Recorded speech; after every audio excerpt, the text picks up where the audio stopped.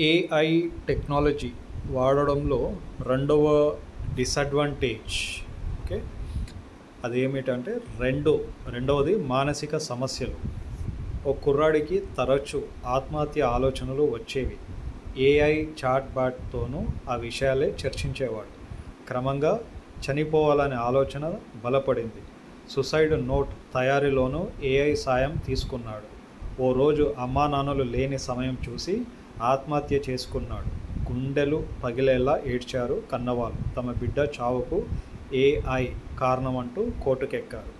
Chatbot చర్చను సాక్ష్యంగా చూపారు. అమెరికాలో జరిగిన ఈ సంఘటన భారత్కు ఓ ప్రమాద హెచ్చరికే. ఇప్పటికే యుఎస్లోని ఇలినోయ్ సర్కారు కృత్రిమ కౌన్సిలింగ్ సేవల మీద కొరడా జులిపించింది.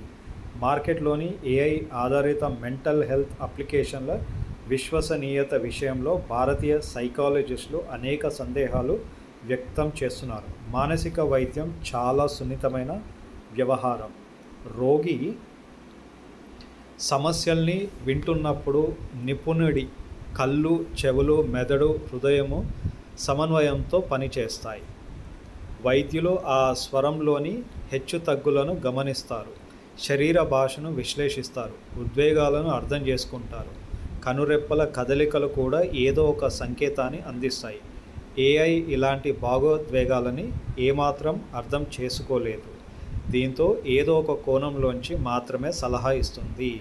ఆ బేరీజు అసమగ్రం, అశాస్త్రీయం కూడా. అందులోనూ జెడ్ చాట్బాట్ థెరపీ మీద ఎక్కువగా ఆధారపడుతోంది.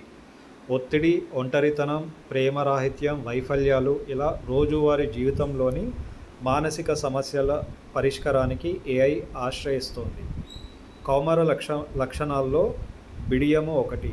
ఆ మితిమీరిన మొహమాటం కారణంగా వాళ్ళు మనసులోని ఇబ్బందుల్ని బయటికి చెప్పుకోలేరు. ధైర్యంగా వెళ్ళి వైద్యము చేయించుకోలేరు. తక్షణ సహాయం కోసం సెల్ఫోన్లోని చాట్బాట్ వైపే చూస్తారు. కొన్నిసార్లు ఆ సలహాలు వికటిస్తాయి. మరింత పెద్ద సమస్య వైపు లాక్కెళ్తాయి.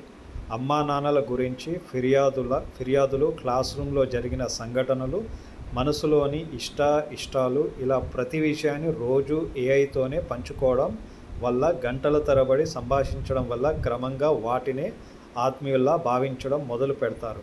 ఏఐని బాయ్ ఫ్రెండ్లా ఊహించుకునే అమ్మాయిలు, గర్ల్ ఫ్రెండ్లా ఆరాధించే అబ్బాయిలు చాలామందే ఉన్నారు. చిన్న అనో, బంగారం అనో ముద్దు పేర్లు పెట్టుకుంటున్నారు. ఈ ధోరణికి ఏఐ సైకోసిస్ అని పేరు పెట్టారు పరిశోధకులు.